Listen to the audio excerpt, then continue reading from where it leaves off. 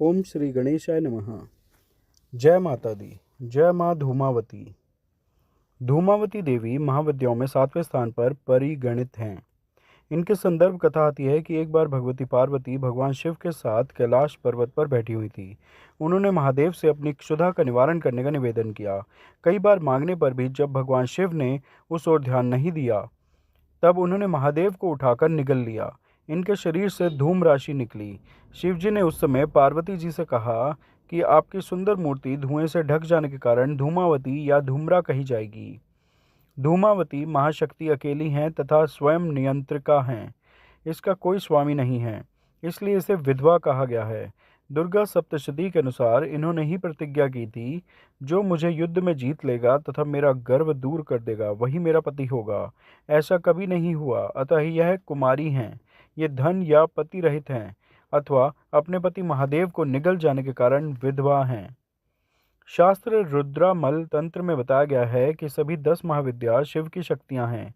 पौराणिक मान्यताओं के अनुसार जब माता सती ने अपने पिता के यहाँ हवन कुंड में अपनी इच्छा अपने आप को जलाकर भस्म कर दिया था, तब उनके शरीर से जो धुआं निकला था, उसी धुएं से माँ धूमावती प्रकट हुई थी। अर्थात माँ धूमावती धुएं के स्वरूप में माता सती का भौतिक रूप हैं। माँ धूमावती को रोग, शोक और दुख को नियंत्रित करने वाली महाविद्या माना जाता है।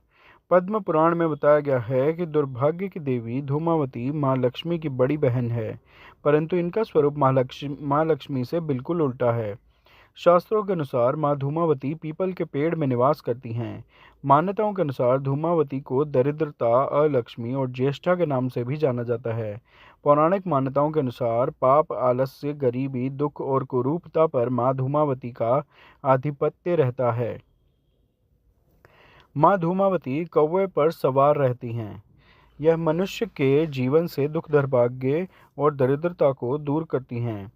पंचरात्र के अनुसार उग्र चंडिका, उग्रतारा जैसी उग्रता, भयंकर प्रवृत्ति वाली देवियों को माँ धूमावती ने अपने शरीर से प्रकट किया है। माँ धूमावती की ध्वनि 1000 गीदड़ों के एक साथ चिल्लाने के समान है, जो मनुष्य के मन में भय उत्पन्न करती है। माँ धूमावती ने एक बार क्रोध में आकर अपने पति महादेव का भक्षण कर लिया था। धूमावती देवी का संबंध भूख से भी है।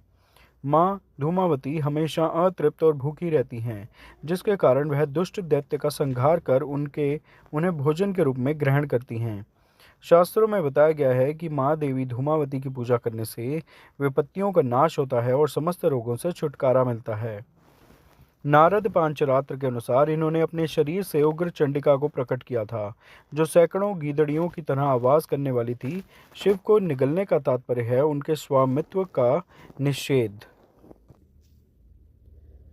असुरों के कच्चे मांस से इनकी अंगभूता शिवाएं तृप्त हुईं। यही इनकी भूख का रहस्य है। इनके ध्यान में इन्हें विवर्ण, चंचल, काले रंग वाली, मैले कपड़े धारण करने वाली, खुले केशों वाली, विधवा, काक ध्वज वाले रथ पर आरूढ़, हाथ में सूप धारण किए, भूख प्यास से व्याकुल तथा निर्मम आंखों वाली बताया गया है। स्वतंत्र तंत्र के अनुसार सती ने जब दक्ष यज्ञ में योगाग्नि के द्वारा अपने आप को भस्म कर दिया, तब उस समय जो धुआं उत्पन्न हुआ, उससे धूमावती विग्रह का प्राकट्य हुआ था। धूमावती की उपासना विपत्ति नाश, रोग निवारण, युद्ध जय, उच्चाटन तथा मारण आदि के लिए की जाती है। शाक्त प्रमोद में कहा गया है कि इनके उपासक पर दुष्टाभिचार का प्रभाव नहीं पड़ता है। संसार में रोग दुख के कारण 4 देवता हैं: ज्वर, उन्माद तथा दाह रुद्र के कोप से, मूर्छा विकलांगता यम के कोप से, धूल गठिया लकवा वरुण के कोप से तथा शोक कलह क्षुधा तृषा आदि निवृत्ति के कोप से होते हैं। शतपथ ब्राह्मण के अनुसार धूमावती और निवृत्ति एक हैं। यह लक्ष्मी की ज्येष्ठा है, अतः ज्येष्ठा नक्षत्र में उत्पन्न व्यक्ति जीवन भर दुख भोगता है। तंत्र ग्रंथों के अनुसार धूमावती उग्रतारा ही हैं, जो धूम्रा होने धूमावती कही जाती हैं। दुर्गा सप्तशती में वाभ्रवी और तामसी नाम से इन्हीं की चर्चा की गई है। ये प्रसन्न होकर रोग और शोक को नष्ट कर देती हैं तथा कुपित होने पर समस्त सुखों और कामनाओं को नष्ट कर देती हैं। इनकी शरणागति से विपत्ति नाश तथा संपन्नता प्राप्त होती है। ऋग्वेदोक्त रात्रि सूक्त में इन्हें सुत्रा कहा गया है। सुत्रा का अर्थ सुखपूर्वक तारने योग्य है। तारा या तारणी को इनका पूर्व रूप बतलाया गया है। इसलिए आगमों में इन्हें अभाव और संकट को दूर कर सुख प्रदान करने वाली भूति कहा गया है। धूमावती स्थिर प्रज्ञता की प्रतीक है। इनका काकध्वज वासनाग्रस्त मन है जो निरंतर अतृप्त रहता है। जीव की दीनावस्था, भूख, प्यास, कलह, दरिद्रता आदि इसकी क्रियाएं हैं। अर्थात वेद की शब्दावली में धूमावती कटुद्रु है जो वृत्तासुर आदि को पैदा करती है। माँ धूमावती का मंत्र है ओम धूम धूम धूमावती देव्यै स्वाहा। अगर आप अपनी अच्छी सेहत पाना चाहते हैं तो माँ धूमावती के ऊपर चढ़ाई गई भभूत से अपने मस्तक पर तिलक करें। सौभाग्य पाने के लिए माँ धूमावती पर फलों का रस चढ़ाएं। अगर आप कोई विवाद टालना चाहते हैं तो माँ धूमावती पर नींबू अर्पित करने के पश्चात उसे चौराहे पर फेंक दें। किसी भी प्रकार के नुकसान से बचने के लिए माँ धूमावती पर चढ़ाए गए मक्के के दाने को पक्षियों के आगे डालें। व्यापार में सफलता पाने के लिए माँ धूमावती के सामने गूगल से धूप करें। अगर आप पढ़ाई में सफलता पाना चाहते हैं तो माँ धूमावती को पीपल का पत्ता चढ़ाने के बाद उसे अपनी किताब में रखें। प्रोफेशनल सक्सेस पाने के लिए एक सफ़ेद कागज़ पर नीले रंग के कलम से धूम्र लिखकर अपनी जेब में रखें।